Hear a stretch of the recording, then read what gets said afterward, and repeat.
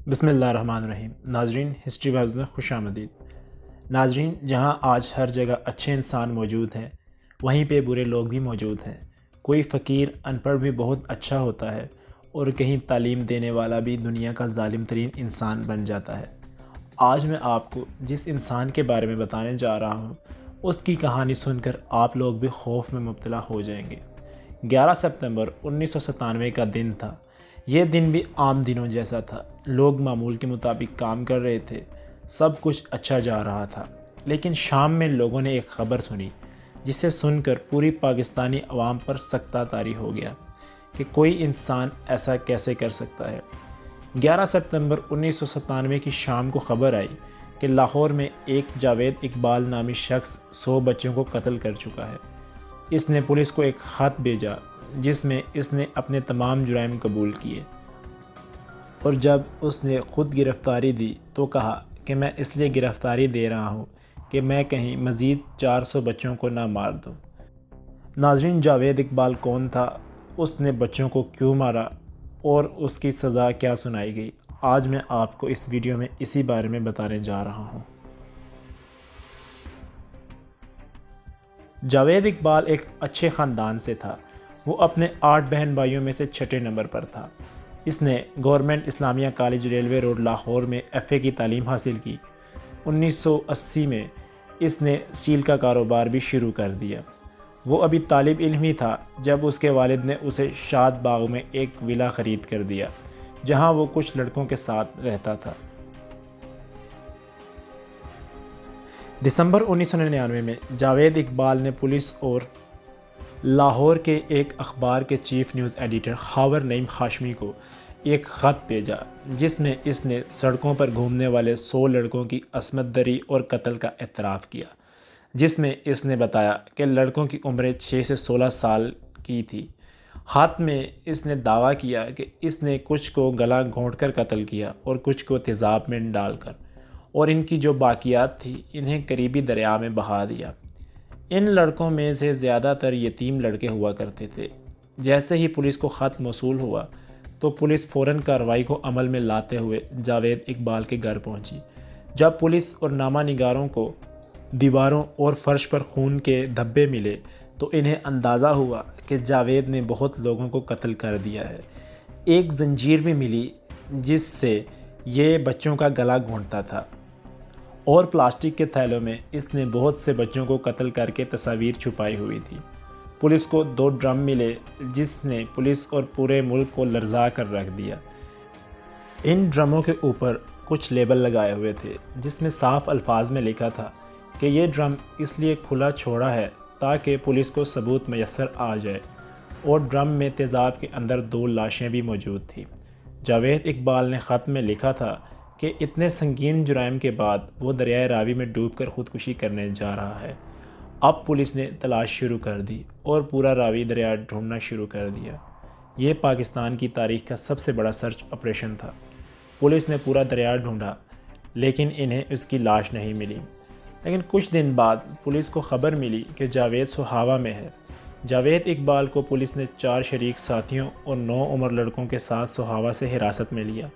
ان لڑکوں میں سے ایک لڑکے کی چند دنوں بعد پولیس حراست میں موت ہو گئی۔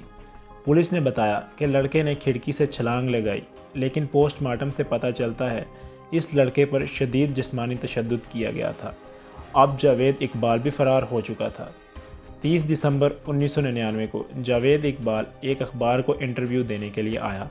جیسے ہی جاوید نے بیان دینا شروع کیا تو عملے کے کسی ارکان نے پولیس کو خبر دی، اور پولیس نے پوری بلڈنگ کو گھیرے میں لے لیا، اور انٹرویو دینے کے فوراً بعد اسے گرفتار کر لیا گیا۔ اصل کہانی اب یہاں سے شروع ہوتی ہے۔ جب نامہ نگار نے پوچھا کہ اس نے ایسا کیوں کیا اور وہ انٹرویو کیوں دینا چاہ رہا ہے تو جاوید نے کہا کہ میں یہ بات جانتا ہوں کہ مجھے پولیس زندہ نہیں چھوڑے گی، اس لیے میں انٹرویو ریکارڈ کروانا چاہتا ہوں۔ مزید اس نے بتایا کہ یہ سب میں نے پولیس سے بدلہ لینے کے لیے کیا۔ اس نے کہا کہ پولیس نے مجھے 1990 میں ایک لڑکے کے ساتھ بدفعلی کے جرم میں گرفتار کیا تھا، جو کہ میرا جرم ہی نہیں تھا، لیکن پولیس نے مجھ پر تشدد کیا، میرے سر کو زخمی کیا، لیکن ثبوت نہ ہونے پر مجھے رہا کر دیا گیا۔ جب میں زخمی حالت میں گھر پہنچا تو میری ماں میرے لیے روئی اور اسے دل کا دورہ بھی پڑا۔ میری ماں کو بہت زوال دیکھنا پڑا۔ اس دن میں نے تہیہ کر لیا کہ میں 100 ماؤں کو ان کے بیٹوں کے لیے رلاؤں گا، جیسا کہ پولیس اور لوگوں نے میری ماں کی موت سے قبل رلایا تھا۔ جاوید اقبال کے اس بیان کو ثبوت کے طور پر کورٹ میں بھی پیش کیا گیا۔ جج نے پوچھا، تم بچوں کو کہاں سے اٹھاتے تھے؟ تو اس نے کہا کہ میں نے ایک ویڈیو گیم کی دکان کھولی تھی جس میں بچوں کو مفت یا پھر بہت کم پیسوں میں گیم کھیلنے دیتا تھا، جس کے بعد میں ان بچوں کو گیم کا عادی کر کے ان کے ساتھ بدفعلی کر کے قتل کر دیتا تھا۔ مزید یہ کہ پولیس نے جو بچوں کے کپڑے اور باقیات حاصل کی تھی اس سے 80 بچوں کی شناخت بھی مکمل کر لی گئی تھی، اور بچوں کی مائیں جاوید کو بددعائیں دینے لگی۔ اس نے کچھ ہی دیر بعد جج کے سامنے جرائم سے انکار کر دیا اور پولیس پر الزام لگانے شروع کر دیے، لیکن ان کے خلاف گواہان اور ثبوت کافی ثابت ہوئے۔ یہ نہ صرف پاکستان بلکہ دنیا میں واحد نوعیت کا کیس تھا۔ لاہور ہائی کورٹ کے جج نے فیصلہ سنانا شروع کیا اور اس کے ساتھ جو لڑکے تھے ان میں سے 17 سال کی عمر کے لڑکے کو سزائے موت اور 15 سال کی عمر کے لڑکے کو 160 اور 13 سال کے لڑکے کو 65 سال کی سزا سنائی گئی، جو کہ جاوید کے جرم میں برابر کے شریک تھے اور اس کی مدد کرتے تھے۔ جج نے جاوید اقبال کو بہت عبرتناک سزا سنائی، جس میں جج نے کہا کہ تم نے 100 بچوں کا قتل کیا ہے، تمہیں بھی ویسی ہی سزا ملے گی۔ جاوید اقبال کو سزا سنائی گئی کہ اسے 100 دفعہ پھانسی دی جائے اور پھر اس کی لاش کے 100 ٹکڑے کر کے اسی طرح تیزاب میں ڈال دیے جائیں۔ یہ سزا بھی مکمل اسلام کے مطابق سنائی گئی تھی، اور یہ کہ اس کو سر عام لوگوں کے سامنے پھانسی مینار پاکستان پر دی جائے گی تاکہ ایسے لوگ عبرت پکڑ سکیں۔ لیکن جہاں پاکستانی عوام اس فیصلے پر خوش تھی، وہیں انٹرنیشنل میڈیا بالکل ناخوش تھی اور پاکستان پر دباؤ بڑھنا شروع ہو گیا۔ اس وقت کے وزیر اعلیٰ معین حیدر نے یہ کہہ کر سزا کی تردید کر دی کہ پاکستان ہیومن رائٹس کا رکن ہے، اس لیے اسے ایسی سزا نہیں دی جا سکتی۔ کچھ دن گزرنے کے بعد جاوید اور اس کے قریبی ساتھی نے زہر کھا کر خودکشی کر لی، لیکن پولیس نے یہ نہیں بتایا کہ انہیں زہر کیسے میسر ہوا۔ پوسٹ مارٹم میں رپورٹ میں یہ پتہ چلا کہ انہیں موت سے قبل شدید جسمانی تشدد سے گزارا گیا تھا، لیکن آج تک اس کی وجہ معلوم نہیں ہوئی کہ زہر کیسے اندر گیا۔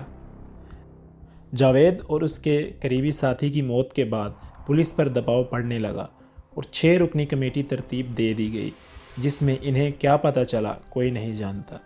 بس 4 ملازمین کو ان کی نوکری سے برطرف کر دیا گیا۔ ناظرین، اس درندہ صفت انسان کے بارے میں آپ کا کیا خیال ہے کہ اس کو کیسی سزا ملنی چاہیے تھی؟